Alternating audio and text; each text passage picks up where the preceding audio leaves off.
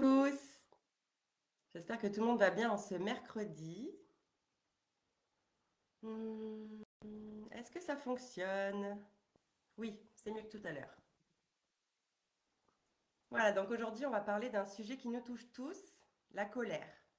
Donc dites-moi dans les commentaires si vous me voyez bien, si vous me recevez bien, un petit coucou, un petit OK pour me dire que c'est bon, je peux commencer ce live. Donc prenez le temps de vous connecter. Désolée de mon minuscule retard, mais je me suis un petit peu loupée dans les réglages.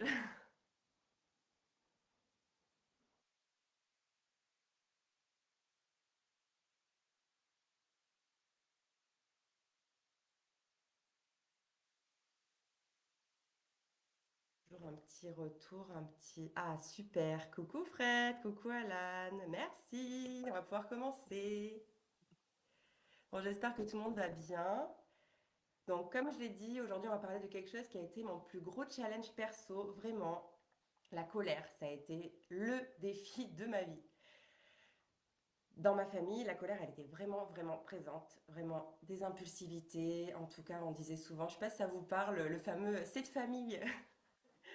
Donc ouais, j'ai vraiment grandi en voyant cette émotion exploser un petit peu partout autour de moi, sans juger personne, attention. Et du coup, ben, j'ai un petit peu appris à la voir comme quelque chose de terrible, quelque chose qu'il ne fallait éviter de ressentir et surtout de ne pas montrer.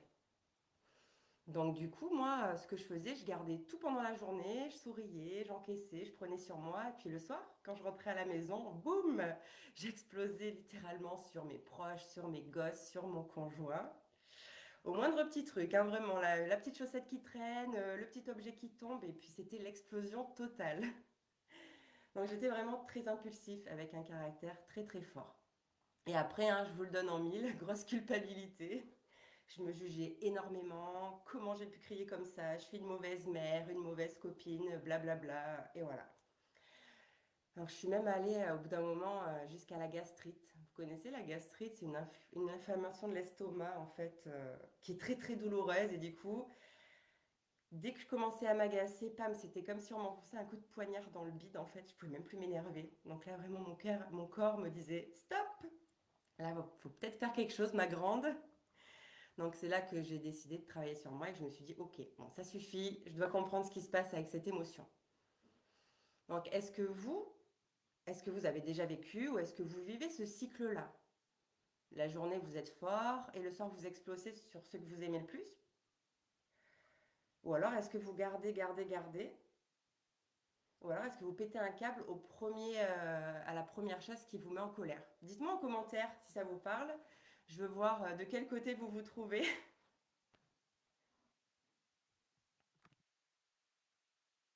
Coucou Nanou. Coucou Xavier. Coucou Aurélie. Coucou Maria. Trop bien. Trop contente que vous soyez là. Vous savez, ce fait-là de péter un câble sur nos proches plutôt que sur les gens dans la journée, en fait, c'est comme les enfants. Je sais pas si ça vous parle. Ils sont sages à l'école toute la journée et puis dès qu'ils rentrent à la maison, ils explosent, ils sont complètement excités, ils crient partout. On ne comprend pas toujours pourquoi, c'est plutôt frustrant, non? En fait, c'est simplement qu'ils ont assez confiance en leurs parents pour exprimer leurs émotions. Donc en fait, il faut vraiment le voir comme quelque chose de positif, même si ça peut paraître vraiment super chiant. Donc dans les deux cas, que vous explosiez au moindre truc ou que vous gardiez tout à l'intérieur, vous êtes au bon endroit parce qu'aujourd'hui, on va apprendre ensemble à transformer cette énergie de la colère en quelque chose de vraiment constructif. Sans se culpabiliser, sans se juger, juste avec beaucoup de bienveillance envers soi-même. Donc restez bien jusqu'au bout parce qu'à la fin, on va faire un petit exercice ensemble qui va vous aider à libérer cette énergie.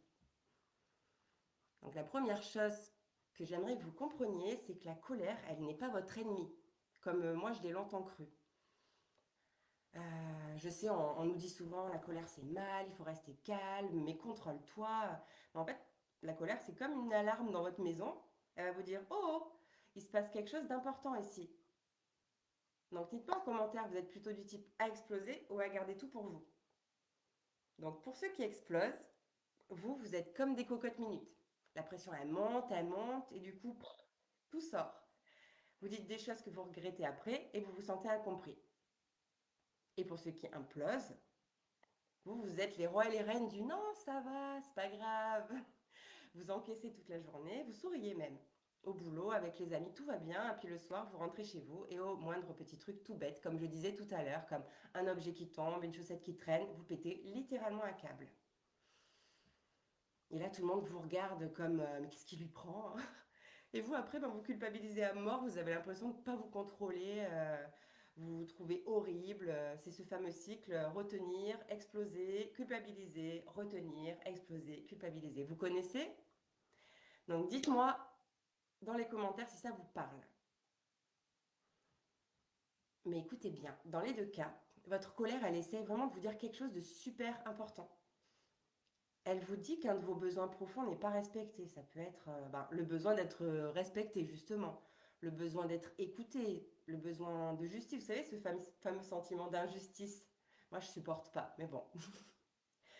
Ça peut être un besoin de liberté, un besoin de sécurité, enfin plein de besoins.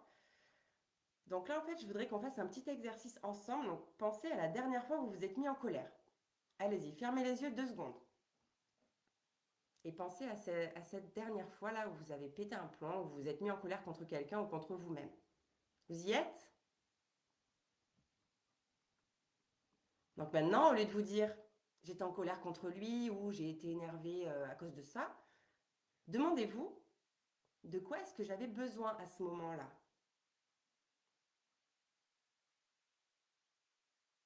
Vous voyez, ça change tout en fait. Ça permet d'aller plus loin dans la réflexion et de mieux se comprendre plutôt que de subir nos émotions. Je regarde un petit peu dans les commentaires. Ah, par moment, quand c'est quelqu'un, j'explose, c'est impressionnant. Moi, c'est des envies pires par moment. Je la laisse s'exprimer en général pour m'en débarrasser, surtout quand elle est légitime. Très bien. Tous les jours. Donc maintenant, on va creuser ensemble. Parce que si vous explosez ou si vous implosez, c'est pas de votre faute. On se déculpabilise avec ça. On vous a appris ça quelque part. En fait, moi, par exemple, petite, on me disait oh, t'es pas gentil quand tu te mets en colère. T'es vilaine quand tu cries. Du coup, j'ai appris que ma colère, en fait, elle faisait de moi quelqu'un de mauvais. Mais en même temps, dans ma famille, cette émotion, elle était partout. Donc, et vous, quelle croyance vous avez sur la colère? Qu'est-ce qu'on vous a dit ou appris quand vous étiez petit sur cette émotion-là? Peut-être qu'on vous a dit la colère c'est mal, il faut se détendre, faut pas s'énerver pour ça, tu t'énerves vraiment pour rien. T'es méchant quand tu te mets en colère. Allez, calme-toi, ne dérange pas les gens. Et tous ces petits messages, en fait, ils sont encore là imprimés dans votre tête.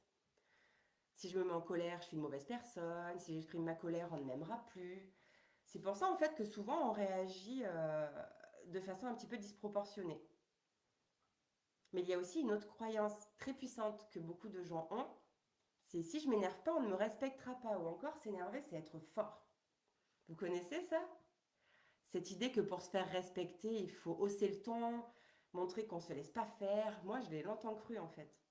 Je pensais que si je ne montrais pas ma colère de manière forte, les gens allaient me marcher dessus. Mais en réalité, c'est complètement faux. C'est pas la colère en fait qui fait qu'on vous respecte, c'est votre capacité à poser vos limites clairement, calmement et fermement.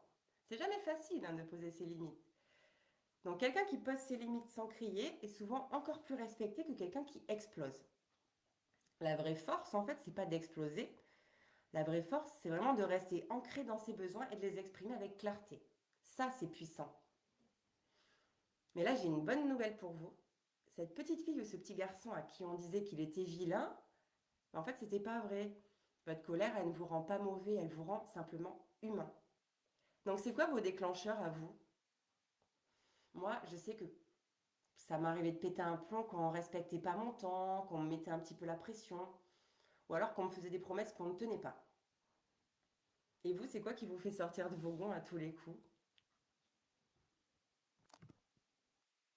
Je regarde un petit peu, fixer un cadre. Ma mère me disait arrête de. T'es aussi con que ton père. Oh, mais bravo! Ah, Nietzsche en parle très bien. Notre colère nous décrédibilise en société alors qu'elle peut être saine et assumée. Exactement, Xavier. Donc, le truc magique que je veux partager avec vous aujourd'hui, c'est ça. Au lieu de subir votre colère, vous allez devenir l'observateur de votre colère. Et ça change tout. Au lieu de vous dire je suis en colère, vous allez dire tiens, j'observe que la colère monte en moi. Vous voyez la différence? En fait, vous n'êtes pas la colère, simplement vous l'observez. Du coup, ça va permettre de donner déjà de la distance. Donc là maintenant, on arrive au cœur du sujet. Donc, comment on transforme cette énergie de colère en quelque chose de constructif? Donc d'abord, on va changer notre définition de la colère. Au lieu de la voir comme quelque chose de négatif qui nous détruit ou nous fait du mal, on va la voir comme quoi? Comme une énergie en fait qui nous pousse à agir pour respecter nos besoins en fait comme un protecteur finalement. Et vous savez quoi? De plus en plus, j'entends les gens me dire en ce moment, oh, je supporte plus les gens. Vous aussi, ça vous parle ça? Les gens m'énervent, je les supporte plus. J'avoue que parfois, ça me le fait. En fait, c'est pas les gens le problème. C'est juste que vous êtes tellement à bout, tellement saturé de tout garder en vous, que la moindre interaction elle va devenir insupportable. Votre système nerveux, il va être en alerte rouge permanente. Donc c'est là qu'en fait, la pleine conscience devient notre meilleur allié. Et je vais vous donner des petits outils en fait, des petits outils concrets. Donc on va passer par 4 étapes super magiques. Donc la première, la pause sacrée. Donc vraiment créer l'espace vital. Alors ça en fait, c'est ce qui va tout changer pour vous. Dès que vous sentez que ça monte, que ce soit explosion ou implosion, vous faites stop. Vous prenez un petit peu de recul et là, c'est l'arme secrète, donc la pleine conscience. Vous revenez au présent en vous reconnectant à vous. Vous vous recentrez sur les petites ancres en fait, qui permettent de revenir au présent. Donc, en l'occurrence, votre souffle, hein, comme je le dis tout le temps, mais je préfère le redire encore et encore et encore. Donc, vous inspirez, vous sentez l'air qui entre par vos narines, vous expirez, vous sentez votre ventre. Vraiment, vous revenez à l'essentiel. Ou alors, vous pouvez poser votre attention sur une partie de votre corps, comme vos pieds sur le sol, vos mains, le dos contre une chaise par exemple, ou autre. L'idée en fait c'est de se recentrer sur soi et de ne pas se laisser emporter par les pensées et l'émotion. Ces quelques secondes de pleine conscience, elles vont vraiment créer l'espace. L'espace entre ce qui arrive, donc le stimulus, et votre réaction. Et en fait c'est dans cet espace-là que vous reprenez votre pouvoir. Du coup, vous n'êtes plus en mode automatique, stimulus, explosion. Vous devenez conscient, consciente, et vous choisissez votre réaction. Deuxième chose, deuxième petite étape, accueillir sans jugement et empathie pour l'autre. Vous vous dites, ma colère est légitime, elle a quelque chose d'important à me dire. J'ai pas à en avoir honte en fait. Mais voilà quelque chose de puissant. Et si vous preniez quelques secondes pour vous mettre à la place de l'autre? Je sais que quand on est en colère, c'est la dernière chose qu'on a envie de faire, mais vraiment, écoutez-moi. En fait, chaque personne voit le monde avec ses lunettes. Sa réalité, elle est tout aussi vraie et tout aussi valable que la vôtre. Mais je sais que c'est pas forcément évident de faire ce petit transfert, mais bon, il faut vraiment se dire que ce qui vous semble évident ne l'est pas forcément pour l'autre. Sa vision du monde, elle est différente et c'est OK. Quand votre conjoint il ne range pas le verre, peut-être qu'il ne le voit même pas. Quand votre collègue elle vous parle sur ce temps, peut-être qu'en fait elle vit quelque chose de difficile. Ça n'excuse pas tout, mais ça change votre regard et du coup ça va diminuer l'intensité de la colère. Vous pouvez être en colère et comprendre l'autre. En fait, les deux ils peuvent coexister. Troisième étape, la traduction en langage de besoin. Donc au lieu de dire il m'énerve, vous pouvez dire j'ai besoin de respect. Au lieu de dire elle me gonfle, vous dites j'ai besoin d'être écouté par exemple. Il faut toujours que ça vienne de vous, de vos ressentis. Pas que l'autre personne elle ait l'impression d'être jugée. Quatrième étape, l'action alignée. Et là du coup, au lieu d'exploser ou de tout garder, vous allez agir de manière constructive pour répondre à ce besoin. Et concrètement, ça veut dire quoi? Je vais vous donner deux petits exemples que l'on peut trouver souvent dans la vie. Votre conjoint ne range jamais ses affaires. Je suis sûre que ça parle à plein de gens, ça. Donc avant, donc vous gardez pendant des jours, puis vous explosez. T'es toujours aussi bordélique, j'en ai marre, blablabla. Bla, bla, bla, bla, et puis du coup, il y a grosse embrouille. Et maintenant, vous identifiez le besoin. Donc ça peut être un besoin d'ordre, un besoin de respect de l'espace commun. Et vous agissez. Et vous dites, j'ai besoin qu'on trouve une organisation qui fonctionne pour nous deux. Est-ce qu'on peut en parler ce soir? Un autre exemple, votre collègue, elle vous coupe tout le temps la parole. Donc avant, peut-être que vous encaissiez en réunion, vous ruminez toute la journée, puis après, le soir, vous explosez à la maison sur votre famille. Et maintenant, vous réagissez sur le moment, calmement mais fermement. J'aimerais finir ce que j'étais en train de dire, s'il te plaît. Vous voyez, l'action, elle est constructive en fait. C'est exprimer son besoin clairement sans attaquer l'autre, sans lui dire tu as fait ça ou ça, mais plutôt en parlant de soi en fait. Ça évite que la personne se sente jugée et attaquée. Je ne me sens pas de faire ça ou je ne me suis pas senti écoutée, respectée, patati patata, etc. Donc vraiment, vous posez vos limites au moment où elles sont franchies, en expliquant votre ressenti, pas en jugeant la personne. Aussi, ce qu'il faut faire aussi, c'est demander ce dont vous avez besoin de manière directe. Et puis simplement, hein, parfois, vous éloigner d'une situation toxique, c'est tout aussi juste. Du coup, vous n'êtes plus en train d'attaquer, vous êtes en train de vous respecter. Vous défendez vos besoins avec respect. Je vais un petit peu regarder dans les commentaires ce qui se passe. L'irrespect, l'injustice et l'irrespect. Moi, en faisant de la mécanique. Déclencheur, injustice. Ouais, je vois que l'injustice, elle revient souvent, hein. S'observer de l'extérieur. Eh oui. Si tu veux, Fred, on le fera. Être les témoins de ses émotions suivant. Ah oui, écarteler, j'aime beaucoup. Ok, on continue. Donc pour ceux qui explosent, vous savez quoi? En fait, le pic de l'émotion, le pic en fait chimique de la colère, il va durer que 6 secondes. Donc utilisez la pleine conscience, posez votre attention sur votre souffle pendant 6 secondes. Vous pouvez compter vos respirations, il y a plein d'outils comme ça, comme j'ai souvent l'habitude de vous donner. Comme je disais tout à l'heure, vous pouvez ressentir le corps, les pieds sur le sol. Donc vraiment créer cet espace entre le stimulus et la réaction. Vraiment, il ne faut pas longtemps, il faut que 6 secondes. Et du coup, ça va permettre à l'énergie de redescendre et vous allez pouvoir parler au lieu de crier. Donc pour ceux qui implosent, vous, en l'occurrence, la pleine conscience, elle va vous aider à vous connecter à ce qui se passe en vous avant que ça explose. Donc plusieurs fois par jour, vous pouvez vous poser 30 secondes. 30 secondes, c'est pas long. Et scanner votre corps en observant les sensations. Comment je me sens là maintenant? Si vous ressentez de la tension ou de la frustration pour je ne sais quelle raison, exprimez-la sur le moment. Et si vous ne pouvez pas le faire, en fait, prenez un papier et libérez tout ça. Écrivez sur un papier. Dites tout ce que vous pensez sur une personne comme si vous lui écriviez, hein. Vous pouvez mettre des gros mots, allez-y, hein, lâchez-vous quoi.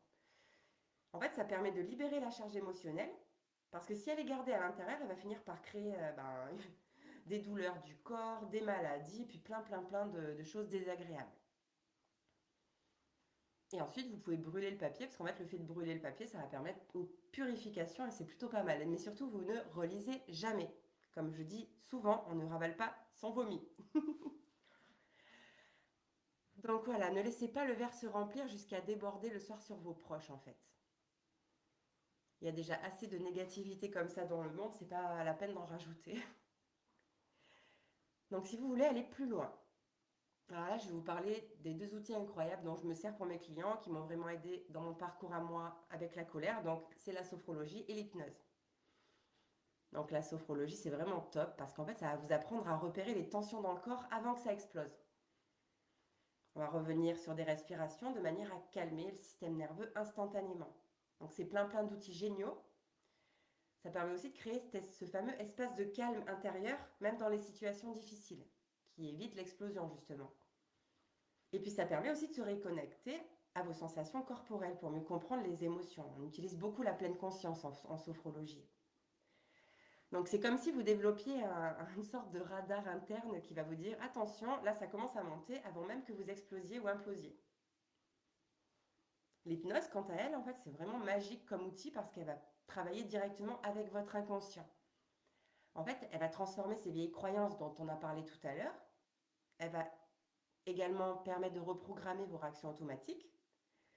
Elle va vous aider à créer de nouveaux chemins neuronaux, en fait, de nouvelles façons de réagir et de penser. Elle va pouvoir aller aussi guérir cette partie blessée en vous, celle qui a appris à avoir peur de sa propre colère et qui n'arrive pas à la contrôler. Donc avec l'hypnose, on peut vraiment aller travailler à la racine du problème, là où sont installées toutes les croyances limitantes. Et le changement, il est souvent rapide et profond. Moi, c'est pour ça que j'adore cet outil. Moi, perso, c'est grâce à ces deux outils que j'ai vraiment transformé ma relation à la colère et puis d'ailleurs ma vie tout entière, hein.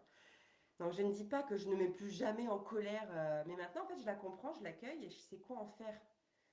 Donc si ça vous intéresse d'aller plus loin avec ces outils, n'hésitez pas à me contacter en message privé, je serai ravie de vous accompagner dans son chemin. Donc maintenant, on va se mettre à la méditation.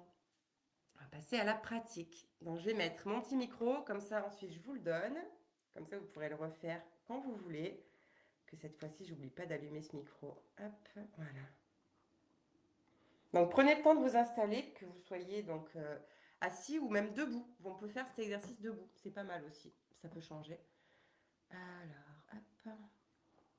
Donc voilà, prenez le temps de vous installer. En attendant, je vais regarder les commentaires. Yes. Bon bah cool, parfait, vous êtes OK.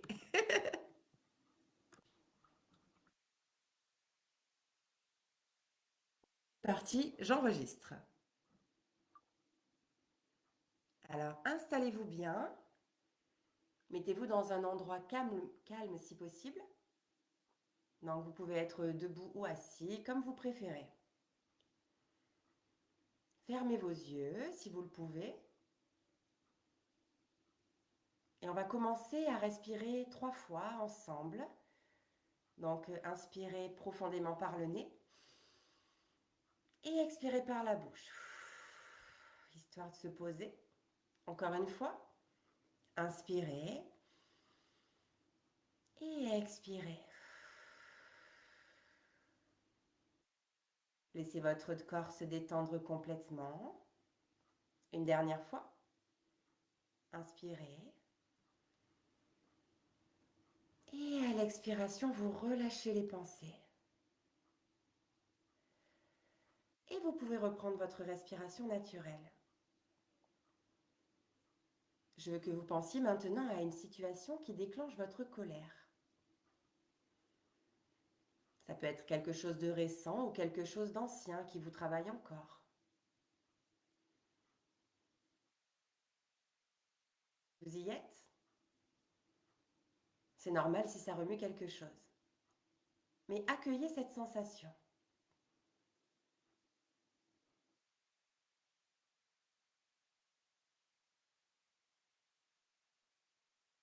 Maintenant, imaginez que votre colère, c'est comme un dragon qui vit à l'intérieur de vous.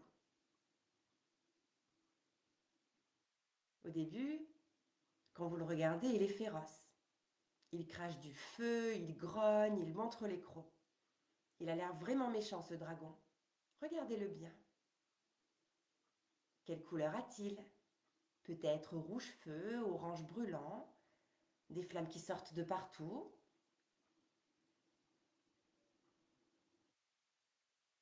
Et où est-ce que vous le sentez dans votre corps, ce dragon? Est-ce que c'est plutôt dans le ventre qui se serre, dans la poitrine qui se noue, dans la gorge, dans les épaules tendues ou ailleurs, hein? Prenez le temps de vraiment le localiser.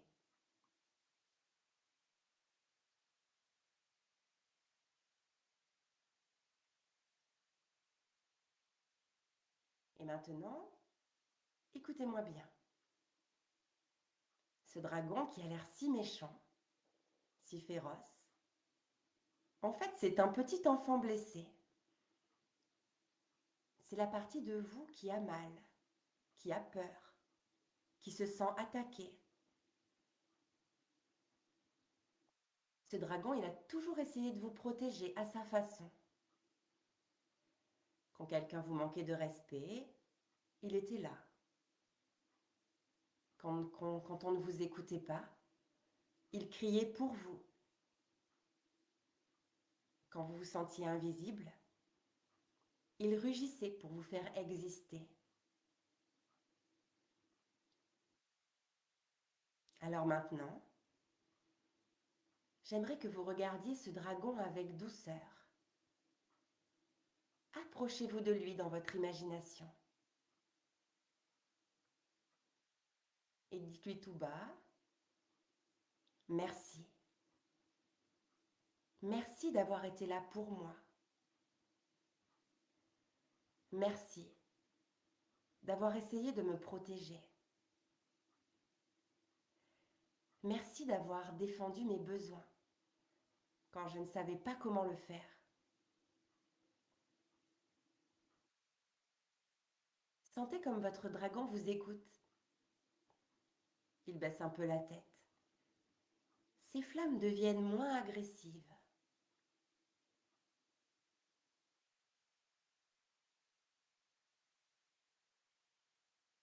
Maintenant, on va libérer ensemble toute cette énergie qui est bloquée. À chaque expiration, vous allez laisser votre dragon cracher son feu. Et c'est OK. Laissez sortir cette énergie puissante. Inspirez profondément par le nez, remplissez vos poumons. Et soufflez fort par la bouche comme un lance-flamme. Imaginez ce feu rouge qui sort de vous. Encore. Inspirez profondément. Et libérez cette flamme orange brûlante. Laissez sortir toute cette tension. Une troisième fois. Inspirez à fond. Et soufflez ce feu avec force. Sentez comme ça libère. Une dernière grande fois. Inspirez tout l'air que vous pouvez. Et libérez tout ce qui vous reste. Voilà. Respirez normalement maintenant. Sentez comme vous êtes plus léger, légère. Et regardez votre dragon maintenant. Il est en train de changer. Ses écailles dures deviennent de plus en plus douces. Ses crocs deviennent plus petits. Ses yeux féroces deviennent tendres, presque tristes. Il devient de plus en plus petit, de plus en plus mignon. Regardez-le. Il n'est plus ce monstre effrayant. C'est devenu un petit dragon tout doux, presque câlin, qui a juste besoin d'être compris et aimé.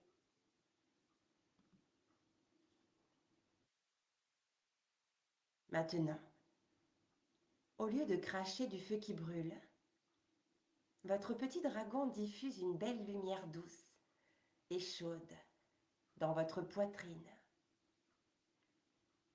Une lumière dorée, apaisante, bienveillante. Sentez cette chaleur douce qui se répand en vous. Posez votre main sur votre cœur. Sentez cette main qui se pose avec douceur. Et envoyez-lui de la compassion, de la bienveillance. Dites-vous intérieurement, je comprends mes besoins. Je comprends d'où vient ma colère. Elle est légitime. Je suis là pour moi. Je prends soin de moi. Respirez cette douceur. Inspirez la bienveillance et expirez la paix.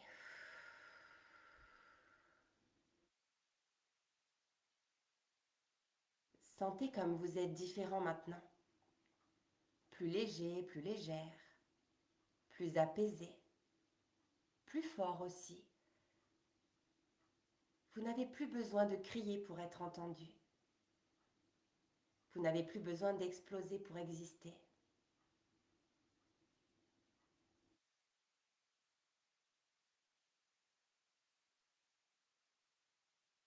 Et quand vous êtes prêt, quand vous êtes prête, tout doucement, vous allez pouvoir reprendre une profonde respiration.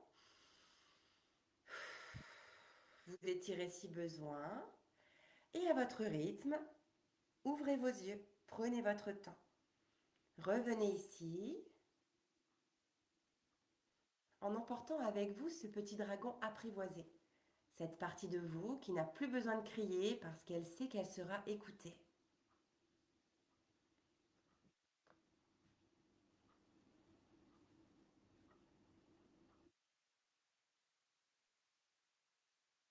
Comment vous vous sentez? Dites-moi en commentaire ce que vous avez ressenti. Donc, je vous laisse le temps de revenir tranquillement. Donc, je vais conclure maintenant en faisant un petit résumé. Donc, qu'est-ce qu'on retient de tout ça?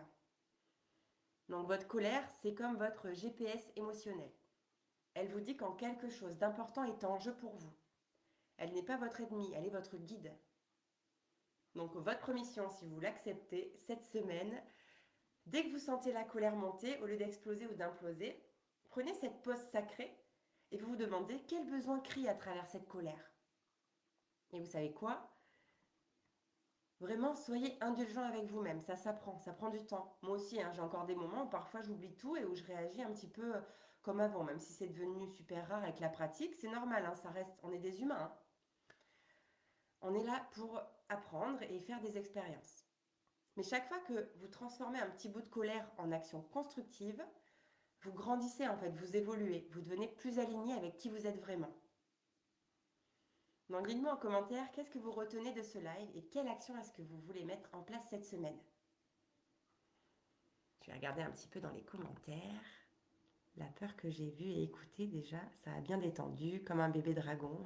Très bien. Cool. Hmm.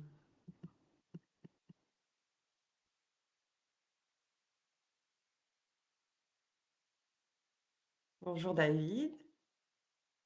Pas de souci pour le retard, Marjorie. Cool. Bon, quant à moi, je vais vous laisser. Merci beaucoup d'avoir partagé ce temps avec moi. Prenez soin de vous et n'oubliez pas que la colère, c'est pas un défaut à corriger, mais vraiment une force à comprendre et à canaliser. Donc vraiment, prenez soin de votre énergie, prenez soin de vous, on en a vraiment besoin en ce moment.